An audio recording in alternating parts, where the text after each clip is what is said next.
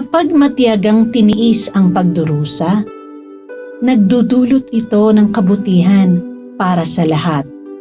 Sa pamamagitan ng ating mga pasakit, kalungkutan at kabiguan, nakikibahagi rin tayo sa pagdurusa ni Jesus.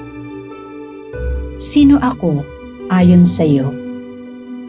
Anong magiging tugon natin kay Jesus ngayon kung tayo'y kanyang tatanungin? Si Jesus ang ating tagapagligtas at hinahamon niya tayo na mamuhay ng karapat-dapat bilang isang Kristiyano. Araw-araw, hilingin natin ang biyaya ng Panginoon na pabanalin ang ating isip, salita at gawa upang mamuhay tayong laging naaayon sa kanyang kalooban.